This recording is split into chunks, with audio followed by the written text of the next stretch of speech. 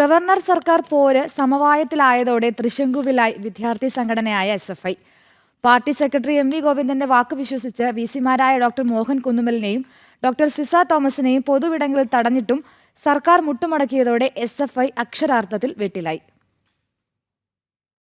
വിവിധ സർവകലാശാലകളുടെ VC നിയമനം അനിശ്ചിതമായി നീണ്ടതോടെയാണ് വിഷയം സുപ്രീം കോടതി വരെ എത്തിയത്.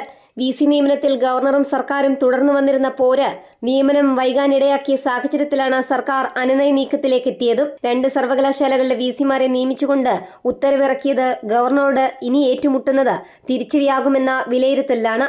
ഇതോടെ വെട്ടിലായത് ഇടത് വിദ്യാർത്ഥി സംഘടനയായ SFI ആണ്. കേരള സർവകലാശാല VC ഡോക്ടർ മോഹനൻ കുന്നുമേൽ അടക്കമുള്ളവരെ CPM സംസ്ഥാന സെക്രട്ടറി MV ഗോവിന്ദന്റെ പിൻബലത്തോടെ തടഞ്ഞതും VC നിയമനത്തിന്റെ മറ്റൊരു അധ്യായമായിരുന്നു.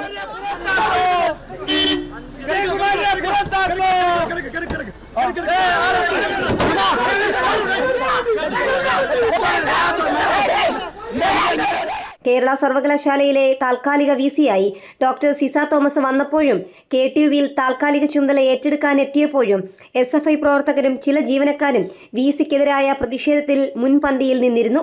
കേരള ടെക്നിക്കൽ യൂണിവേഴ്സിറ്റിയുടെ പടിചവിട്ടാൻ സിസ തോമസിനെ അനുവദിക്കില്ലെന്നായിരുന്നു വിദ്യാർത്ഥി സംഘടനയുടെ ആഹ്വാനം. എന്നാൽ സർക്കാർ പിൻബലത്തിൽ പ്രതിഷേധിക്കാൻ മുന്നിട്ടിറങ്ങിയ SFI ഇപ്പോൾ തൃശങ്കുവിൽ ആയിരിക്കുകയാണ്. 2 സർവകലാശാലകളിൽ VC-മാരെ നിയമിച്ച ഔദ്യോഗിക വിജ്ഞാപനം പുറത്തിറക്കി ദിവസങ്ങൾ പിന്നിടുമ്പോഴും SFI ഒരു വാർത്താക്കുറിപ്പ് പോലും പുറത്തിറക്കിയിട്ടില്ല. പ്രതിഷേധവുമില്ല. മറ്റ് സർവകലാശാലകളിലും സമാന നിലപാട് സ്വീകരിക്കാൻ സർക്കാർ ഒരുങ്ങുമ്പോഴാണ് SFIയുടെ നിശബ്ദത. കേരള സർവകലാശാല മുൻ രജിസ്ട്രാർ KS അനിൽകുമാറിനെ മുൻനിർത്തി ഭാരതാംബ വിവാദമുണ്ടാക്കി SFI നടത്തിയ സർവകലാശാലകളിലെ പ്രഹസന സമരങ്ങളും അനിൽകുമാറിന്റെ മാതൃസ്ഥാപനത്തിലേക്കുള്ള തിരിച്ചുപോക്കിലൂടെ SFIക്കുണ്ടാക്കിയത് കനത്ത തിരിച്ചടിയാണ്. ജനം, തിരുവനന്തപുരം.